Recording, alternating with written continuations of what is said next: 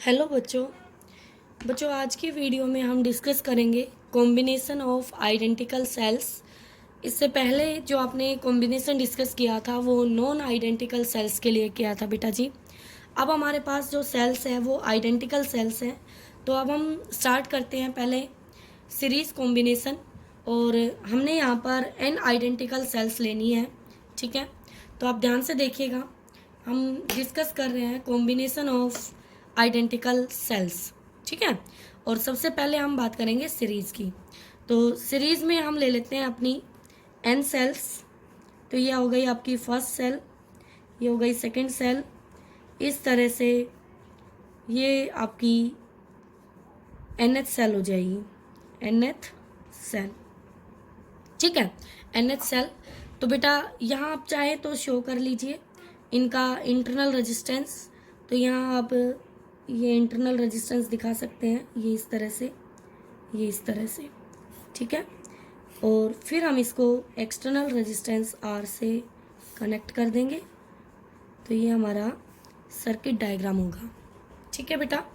तो हमारी EMF identical है, तो ER इस तरह से सभी सेल्स का EMF और इंटरनल रेजिस्टेंस हम रिप्रेजेंट करेंगे, जैसा कि आपको नोट्स में प्रोवाइड होगा, ठीक है। तो अब देखिए बेटा, यहाँ से अगर हमारे पास ये n सेल्स हैं सीरीज़ में, तो मुझे बताइए पहले n सेल्स का जो इफ़ेक्टिव EMF आएगा, E इफ़ेक्टिव जो आएगा। तो बेटा सीरीज़ में E इफ़ेक्टिव सभी सेम उसमें लगी हुई है, तो E plus E plus E plus, और ऐसा हम n टाइम्स करेंगे। तो हम कह सकते हैं देयरफॉर जो E इफ़ेक्टिव होगा वो हमारा n टाइम्स ऑफ E होगा, ठीक है। इसी तरह R effective, internal resistance effective इस सर्किट का इंटरनल, तो R plus R plus R plus, और ये हो जाएगा आपका n टाइम्स इस तरह से सीरीज़ में।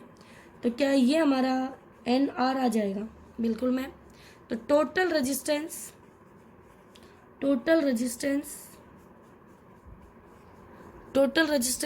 क्या आ जाएगा बच्चों? टोटल रेजिस्टेंस आ जाएगा R इफ़ेक्टिव प्लस में एक्सटर्नल, यानी NR प्लस में R। Therefore current drawn by the circuit. तो बताइए बेटा करंट कितना होगा? करंट होता है total EMF upon total resistance. अब बेटा जी टोटल रेजिस्टेंस और टोटल EMF हमें पता है, NE अपॉन में NR प्लस R। तो ये आपका करंट आ गया है सर्किट का, ठीक है। अब करंट तो आपने निकाल लिया। अब आते हैं इसके दो स्पेशल केस कि हमने ये तो जान लिया सीरीज में n आइडेंटिकल सेल्स हैं तो उनका इफ़ेक्टिव रेजिस्टेंस और इफ़ेक्टिव EMF क्या आता है, लेकिन अब इसका यूज़ क्या है वो देखिए ध्यान से आप। यहाँ से हम दो स्पेशल केस डिस्कस करते हैं। स्पेशल केस, तो पहला केस हमने ले लिया, first case, case 1, if n are very less than R, therefore I equal to, बेटा जी इस सर्किट के करंट में NR जब R से बहुत छोटा होगा, तो आपको पता है जब एक बड़ी टर्म के सामने छोटी टर्म हो तो उसको क्या कर दिया जाता है? नेग्लेक्ट। ओके, तो क्या NR को छोड़ दें तो हमारा जो करंट आएगा वो NE बाई R आया, ठीक है। तो यहाँ से ये रिजल्ट आया एक। तो दूसरा केस देखिए बेटा, केस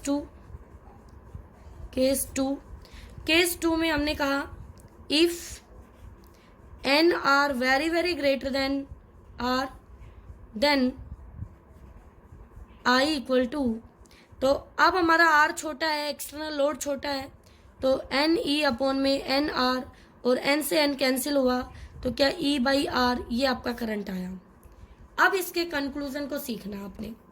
मैथमेटिक्स तो कर दिया आपने, लेकिन एग्जाम में पूछ लेगा कॉन्सेप्चुअल क्वेश्चन। अब सुनिए, इन दोनों रिजल्ट को कंपेयर कीजिए।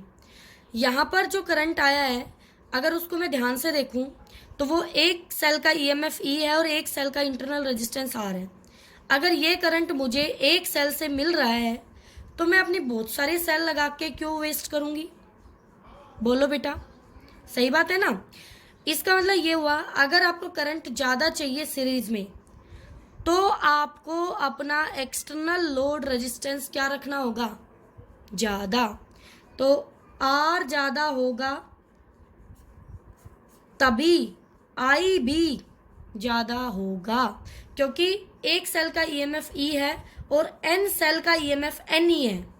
लोड एक सेल को भी आर दोगे और एन ई को भी आर दोगे तो आपके पास जो करंट आएगा वो एन टाइम्स हो जाएगा सिंगल सेल के कंपैरिजन में। ठीक है, तो इसलिए अगर आपको सीरीज में करंट ज़्यादा चाहिए है तो एक्सटर्नल लोड को आपको ज़्यादा रखना होगा इंटरनल रेजिस्टेंस से। तो बेटा जी, ये था आपका series combination for an identical cells के लिए। अब नेक्स्ट आता है हमारा पैरेलल कॉम्बिनेशन। आसान है इसी की तरह, देखिए ध्यान से। अब हम पैरेलल की तरफ चलते हैं। पैरेलल कॉम्बिनेशन तो नंबर 2 है पैरेलल कॉम्बिनेशन। ठीक है, तो हम सबसे पहले अपना सर्किट बनाएंगे इसी तरह से।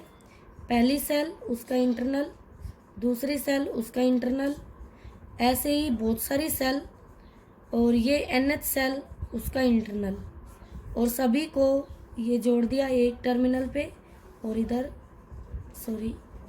ये जोड़ दिया दूसरे टर्मिनल पे, और यहाँ से एक लोड कनेक्ट कर दिया हमने। ये यहाँ पर ये हमारा एक्सटर्नल लोड हो गया आर। तो ये एन, ये ई, सॉरी बेटा मिस्टेक हो गई, ये आर और ये ई इफेक्टिव ईएमएफ और इंटरनल रेजिस्टेंस। तो ये कौन सी है? nth। ठीक है, ये फर्स्ट सेकंड इस तरह से nth हो गई।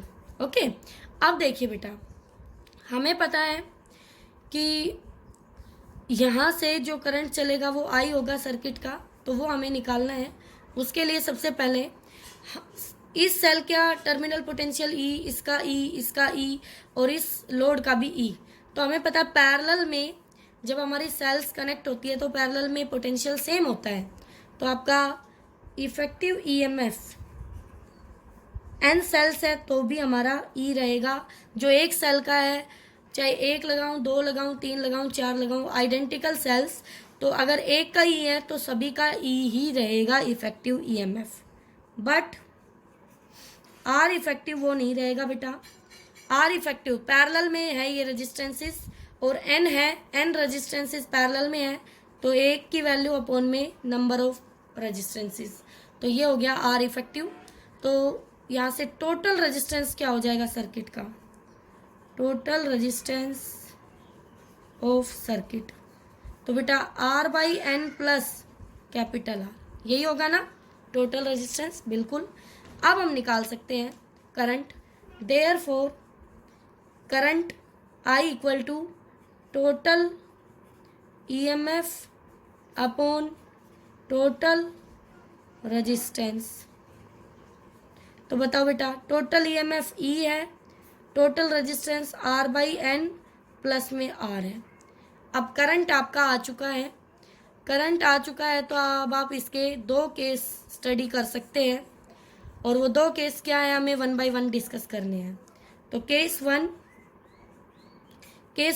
If R by n very very less capital R, यानी अगर एक्सटर्नल लोड ज़्यादा हो तो हमारा करंट क्या आएगा? देन आई इक्वल टू, हम आर को, इस आर बाई एन को नेग्लेक्ट करेंगे तो आर हमारा बहुत ज़्यादा है, तो ये आर और उसको हमने नेग्लेक्ट कर दिया, तो ये हमारा करंट आ गया।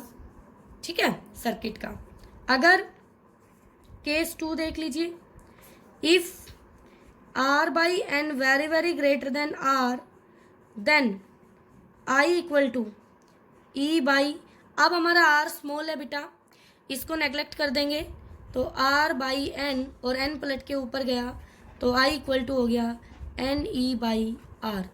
अब इस रिजल्ट को और इस रिजल्ट को दोनों को कंपेयर कीजिए, तो यहाँ से ये आपका करंट वो करंट है जो अगर एक सेल होगी उसका ईएमएफ ये है और उसको एक्सटर्नल आर से कनेक्ट किया तो भी करंट यही आने वाला है, और ऐसी बहुत सारी सेल लगा दोगे और फिर भी लोड आर रहेगा तो भी करंट इतना ही आएगा। यानी एक्सटर्नल लोड ज़्यादा है तो करंट आपको मैक्सिमम इस केस में नहीं मिलेगा। तो पैरेलल में मैक्सिमम ज़्यादा करंट हमें किस केस में मिलेगा, जब हमारा एक्सटर्नल लोड कम होगा तब। तो हमने बहुत सारी सेल्स को पैरेलल में कनेक्ट किया और एक्सटर्नल छोटा, इनके इंटरनल से कम वैल्यू का एक्सटर्नल लगा दिया तो हमें करंट मैक्सिमम मिलेगा उस सर्किट का, उस कॉम्बिनेशन का। तो वो हो जाएगा एक सेल के करंट से n टाइम्स। कितना हो जाएगा? n times. तो अगर आपको सीरीज में मैक्सिमम करंट लेना है तो आपको R ज़्यादा लगाना है, और पैरेलल में अगर आपको करंट ज़्यादा चाहिए तो आपको एक्सटर्नल को कम रखना है इंटरनल रेजिस्टेंस की वैल्यू से। ठीक है बच्चों, अब इसकी एक टाइप रह गई है मिक्सिंग, वो हम नेक्स्ट वीडियो में डिस्कस करेंगे बेटा। ओके।